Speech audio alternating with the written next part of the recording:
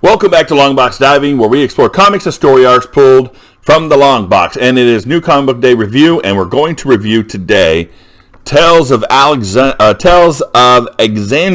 The Bright Queen, number 2.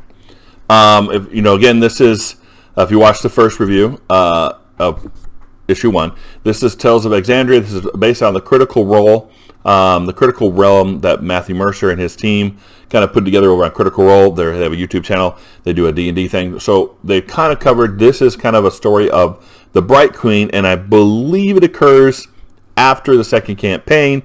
So if you watch the second campaign, you're not going to get spoiled, or you haven't finished the second campaign, you're not going to get spoiled by reading this. But it does talk about who the Bright Queen is and what's going on with the Luxon and Consecration and all this kind of stuff. So, the art in here is pretty good.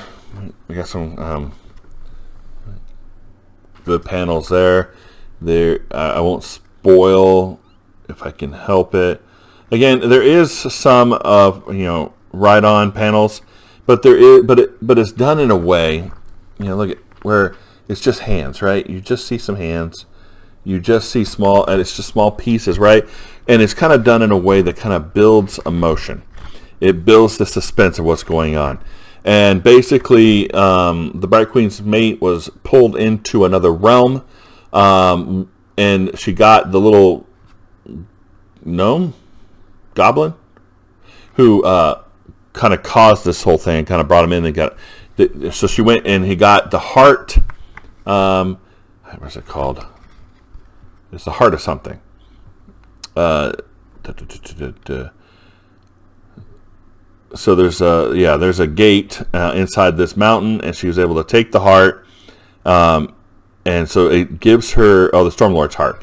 So it gives her rights to pass into the other realm, and then the gnome, kind of goblin gnome, kind of reminds her, hey, you know what the cost is.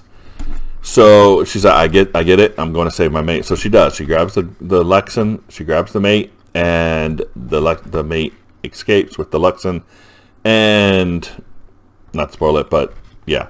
So good story.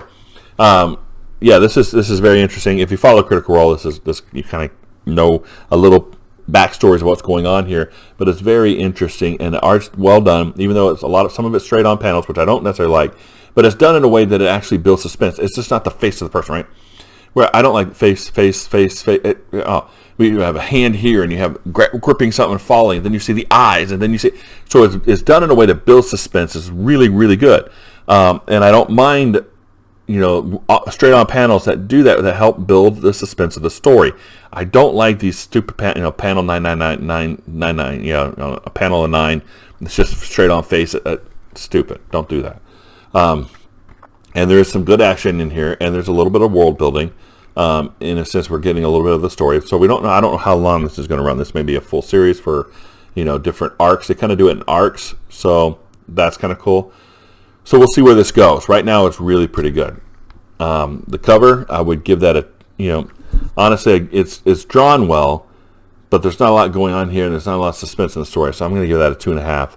The art in the book, I'm going to give it a 3.5, and the story is definitely a 4. So we're going to pull that up into a 3.2. We're really close to that 3.3. Again, seems like a lot of these comics this week are in that rate. Well, some of them are, some are not. So that is really pretty good, and definitely a recommend from us here in Long Box Diving. So good book to pick up, and especially if you like that high fantasy type stuff, this is definitely in your wheelhouse. So that's Long Box Diving. We'll see you next time here